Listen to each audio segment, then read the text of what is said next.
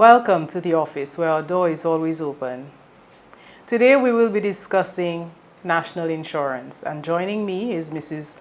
Joelle Alexander from the National Insurance Corporation. She is a communications officer, so she is very well equipped to discuss NIC and share with you, our viewers, some very valuable information that we should all be aware of as it relates to national insurance here in St. Lucia.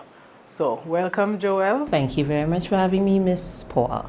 You are so welcome, and I'm happy to have you here because I know that we have, some misunderstandings in some places, some situations as it relates to NIC, and so I'm hoping that we can touch on some of the key areas to provide clarity to our viewers. All right, so let's start off by you, first of all, telling us what is NIC? What is NIC? National Insurance Corporation, NIC, is the agency in charge of Social Security in St. Lucia. What exactly Social Security is? Employees pay in part of their earnings, 5% of their earnings on a monthly basis, matched by 5% by the employer, into a fund. And they receive payouts or benefits when the need arises, whether it's sick leave, maternity, employment injury, invalidity, retirement, or upon death. Right. Now, who is eligible for NIC benefits? Who is eligible? Once you're 16 years old, you should receive an NIC number, right? You get an NIC number for the age of 16, and the national pension age at present is 65. So you're entitled to pay NIC or contribute to the fund between the ages of 16 and 65. Right. And throughout that time, beyond 65, you can benefit from it by payouts. Okay, so for clarity, once you are 16, you are issued an NIC number, and that number remains your NIC number. That number remains your NIC number for life, yes. Right. Okay. All right, so in terms of the registration process, how easy is it for persons to register with NIC? Within the first 7 days of employing your first person, you should come into the NIC to register. As an employer, you get an NIC registration number. That number remains yours for life. So you get registered. So we're talking about the employer. That's the employer. Right. Yes. Within 7 days of hiring the first person, you need to come into the NIC to get registered with an employer's registration number.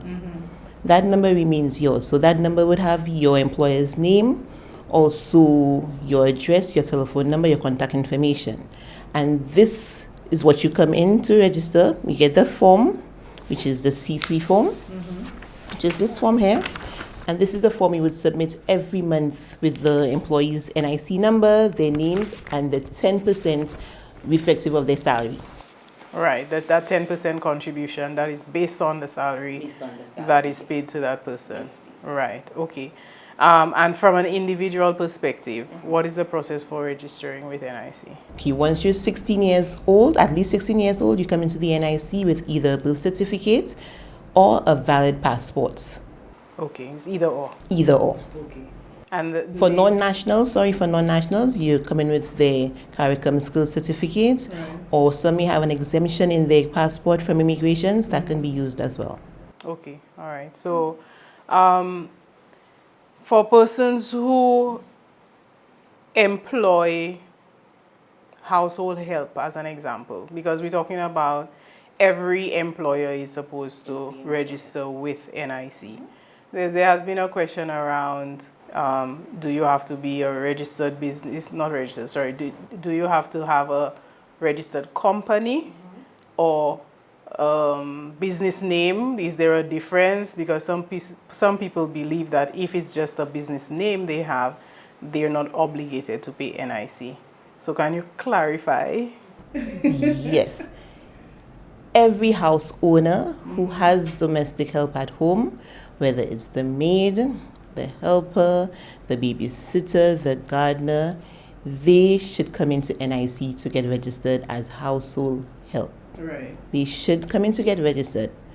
They should come in to get registered. Because I think that's one of the sectors that I think we forget. Yes. And they too should be covered under the NIC.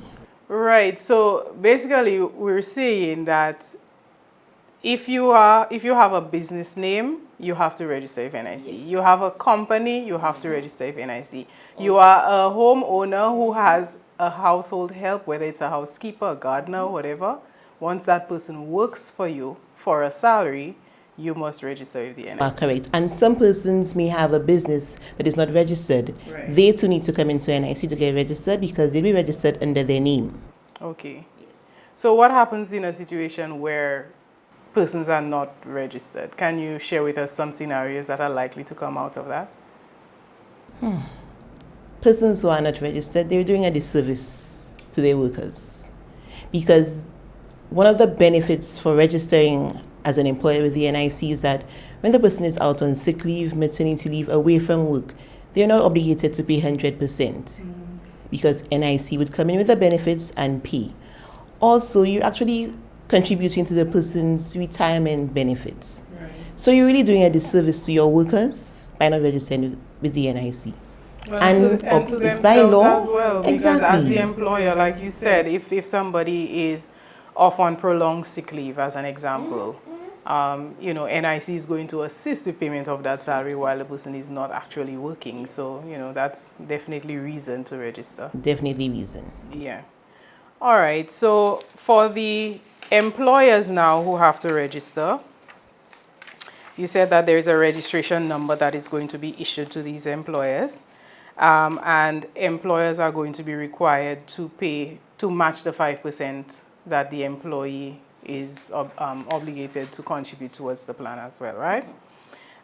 In terms of the actual contributions, can you share with us what actually is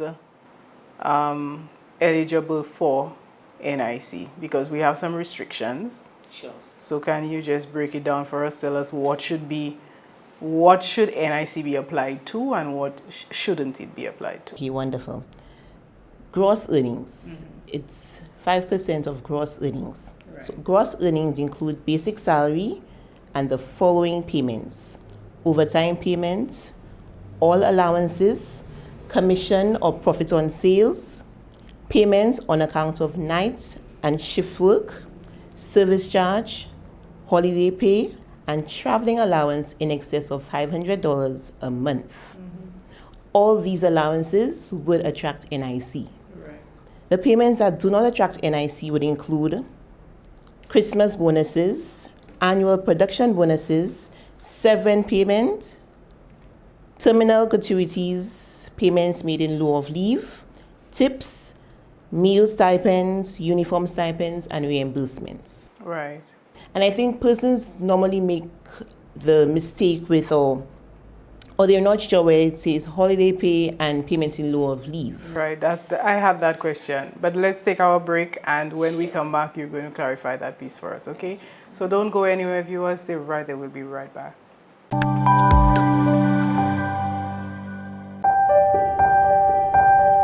Welcome back, and thank you so much for staying with us. In this episode, we are discussing NIC, and I'm joined by Mrs. Joelle Alexander from the NIC. We are discussing what benefits NIC should be applied to. And before the break, we were just about to get into the conversation around the difference between holiday pay and payment in lieu of leave. So Joelle, can you clarify for us what the difference is? Because one of them, for holiday pay, you should pay NIC. Yes. And for payment in lieu of leave, you don't have to pay NIC. So can you clarify what the difference is between the two, please? Sure. Holiday pay is when you leave work and you're on vacation, you're on holidays, but you're still an employee of the organization. For instance, you're on 2 weeks vacation in the month of February. Right. So while you're away from work, you should be paid your full salary. That's right. And that would be part of your February contributions for the month of February. As compared to payment in lieu of leave, you forfeit vacation and you are being paid Right. for that time should you have gone on vacation. However, there is no month that you allocate that payment to because you did not go on vacation. So that payment cannot be allocated to any particular month. Therefore, it does not attract NIC. Okay. So vacation pay, you take vacation in a particular month. that would be part of your contributions for that particular month. Right. However, payment in lieu of leave, you forfeit vacation, you get paid for it. Right. So it's not allocated to any month, so it does not attract NIC. Okay. All right. Thank you for that. Now, in terms of the short-term benefits that persons stand to enjoy under the NIC, can you share with us a little bit about that? Sure. I'll start with the most common, which is sick leave. So an employee is unable to work on short-term temporary ailment, they're away from work, they bring in a sick leave to NIC, to the employer, sorry. They bring in a sick leave to the employer. The doctor completes this part of the sick leave, ensure that it's stamped and dated and signed by the doctor. The employee, the claimant, completes the top part, ensure that it's signed, and the employer completes the bottom part here. Ensure that it's stamped and signed. One of the issues we have, or arise to many of our queries, is line 3, where it says that the person has been continuously absent from which date. Right. This date here is very important because at the NIC we don't pay the first 3 days. It's considered to be waiting days, and we don't pay Sundays. So someone may call in sick for 2 days, and on the 3rd day they would submit a medical report from the doctor, certified a sick leave. We at the NIC would need to know when this person was continuously away from work. So then we'll be able to know when we pay. Right. So on a sick leave, basically for 7 days, NIC we don't pay the first 3 days, we don't pay Sundays. So on average, the person may be entitled to 3 days on that sick leave. To be entitled to that sick leave, you should have paid into NIC at least 6 months of contributions, of which you should have paid the last 2 of the 4 months before the month of sickness. Right. All right, that can be a little confusing to some people, so I hope everybody got that. You want to repeat that? Sure. For sick leave, the NIC we don't pay the first 3 days, Right. and we don't pay Sundays. To be entitled to sick leave, you should have paid into NIC at least 6 months of contributions. Of that 6 months, or in addition to that 6 months, I should say, you should have paid 2 out of 4 months before the month of sickness. So you've paid NIC for January, February, March, and April, and you are sick in May. If you have 2 out of the 4 months before the month of sickness, it's honored. If you have less than 2, it would be disallowed. Right. Okay, good. So apart from the sickness benefits, can you tell us some of the other benefits that persons are eligible for under the NIC? Sure. Maternity leave. Maternity leave, the NIC pays 3 months. In addition to a maternity grant of $600 per baby. To be entitled to this benefit, you need to have contributed, as a female, needs to have contributed at least 7 out of 10 months before the month of confinement. That's 7 out of 10 months before the month of confinement. In the event that the female is unemployed or doesn't contribute to the NIC, she can apply for the maternity grant only on the husband's or the common law husband's contributions. He too would have had to have contributed 7 out of 10 months before the month of confinement. Right, so would he be the one to do that application? No, it's actually the woman, the female, applying for it on the husband or the common law husband's contributions. So she's be the one applying for it, but it's on his contribution. But I would imagine he would have to sign up on that as well. No. No? He doesn't? No. But for that, they would need to have been cohabiting for at least 5 years, or been married for at least 3 years. So evidence of that would be required? It would be investigated. It would be investigated. We also have what we call hospitalization benefits. Once you've contributed 2 out of 4 months before the month you're admitted at hospital, you'd be entitled to that benefit. And that benefit is designed to offset any hospital charges that you would incur being admitted at hospital. Now, under the sickness benefits, there is a note that says if full wages are paid by the employer during the period of illness, that no benefit would apply. Can you elaborate a bit on that? Because I know that we have situations where employers continue to pay the full salary when somebody is off on sick leave. So this point, is it, am I correct to say that that's what it means, that if an employer chooses to pay this, that the employee is not going to receive any further benefit from NIC for that period of sickness? Okay, with all our benefits, okay, what I should say is that the way Social Security works is it is when there is a substantial loss of income or no income at all, that's when NIC kicks in. Right. And would cover any of our benefits. So in the event that somebody receives their full pay while on sick leave, note, the full pay while on sick leave, it would be disallowed by the NIC. Right. However, like you rightly said, some employers, they do accommodate their employees and pay 100%. However, if they indicate on the sick leave form that it's 100%, it would be disallowed. Right. However, if it is full pay less NIC and they pay the person the full wages, the check would be reimbursed to the company. But we do not, at the NIC, we do not write checks to employers. Right. It will be to the claimant, the contributor, and they would need to sign off that check. That check back to the employer. Okay. We do need to take our second break. Don't go anywhere. We'll be right back.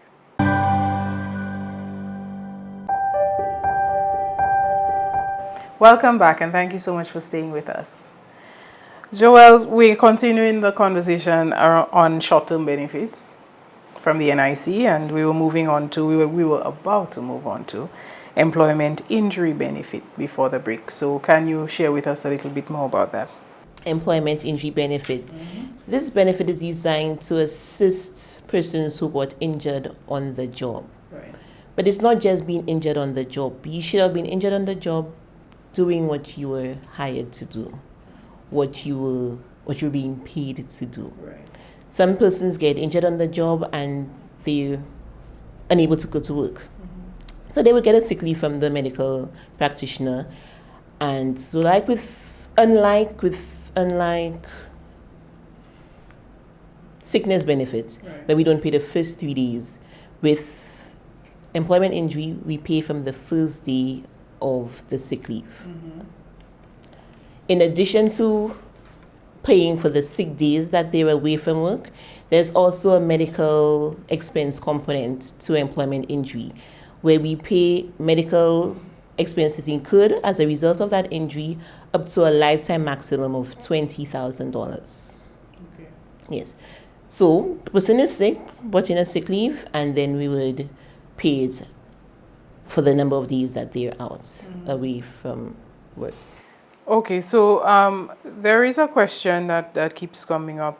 How long should an employer continue paying somebody who is on extended sick leave in keeping with the NIC? Okay, well, I can't tell you how long an employer should pay, but I could tell you how long the NIC pays. Okay. For NIC, we pay sick leave up to a maximum of 52 weeks, which is roughly 6 months. Okay. After that, if the person is unable to return to work, they could either apply for invalidity, which is a long-term benefit, which we will discuss later on, or in the case that it's an employment injury, they would apply for disability, which also is a long-term benefit. Right. But for the NIC, we pay up to a maximum of 6 months on sick leave. Okay, so I'm assuming that after this 6-month period, the employer will have to make a determination as to whether they choose to continue paying the employee. Okay. All right. Funeral grant is another benefit that persons are eligible for under the NIC. So can you tell us who benefits for that and how does it work? Okay, yes. The funeral grant is financial assistance for the person who paid the funeral expenses of a contributor. Right. Currently, it's in the sum of $2,500. So the person who is making that claim to the NIC would come in with a death certificate and the original copies of the receipt from the funeral home. Right. Whoever name is on that receipt, this person is entitled to the funeral Receive grant. that benefit. Yes. Like I said, it's only an assistance in the sum of $2,500. Okay. All right. So, do you have any specific advice that you'd want to give to our viewers related to some of the things that you see recurring or some of the questions that you see recurring at the NIC? Regarding sick leave, persons might be on vacation, and when they're supposed to return to work, they bring in a sick leave. Right. Or persons who work in the shift system maybe have an off day, or they're away from work before their sick leave starts. When completing the sick leave form, the language says you've been continuously absent from work since. That date here is very important. And I would advise employers, HR specialists, to just include a note for us at the NIC to know exactly what transpired before the first day of sick leave. Because sometimes we see a date that's far off, and that claim would go into query. When a claim goes into query, that just delays the process of processing the claim and also payout. So just to avoid that delay, I would advise that you would just include a note, whether you want to attach a memo or a letter to the claim, or just the open space to the bottom, just indicate exactly what happened before the first day of sick leave. And that would also guide us in terms of when do we start paying. Because like I said earlier on, someone may have called in sick for 2 days, and then on the third day presented a medical certificate. We at the NIC would need to know when we're starting that payment for. So any information that could be accompanied with a claim to us, we would appreciate that, because the employer would have information that the NIC would not know. And like I said, a claim going into query would just delay our contributors getting their due benefits from us. Right. Now, when that claim goes into query, I would imagine that somebody from NIC is going to contact the employer. Yes, we have a questions. query officer, and that person would handle that. But the volume of queries that may come in, that could be avoided if employers just put the additional information to guide us at the NIC. And also to contact the NIC if they have questions or they're unsure about how to complete the form. Yeah. All right. Well, we are drawing to a close on our discussion related to short-term benefits at the NIC, and we will continue the conversation. We will be discussing long-term benefits in our next episode. But before we go, are there any final words that you would like to leave with our viewers as it relates to NIC, their contributions, participation in the NIC, and anything at all that you would like to leave with them before we go? Sure. I would like to encourage every contributor to come into the NIC. Come into the NIC to get a statement of your contributions. You pay NIC, you need to ensure that your employer is submitting your NIC contributions to the NIC on a monthly basis. So I encourage you to come into the NIC to get a statement of your contributions. If you have any queries on that contribution statement, let us know and we can rectify it there. Okay. All right. Thank you very much, Joel. This takes us to the end of this episode. So viewers, please continue to follow HRWise on social media, Facebook, Instagram, LinkedIn as well. Please feel free to share any questions that you have that you would like us to respond to, and we'll be more than happy to provide you with the answers right here. So until next time, take good care. The Office is brought to you by Renwick & Company Limited, Multi-Graphics powered by Expert Group and the Goddard Catering Group.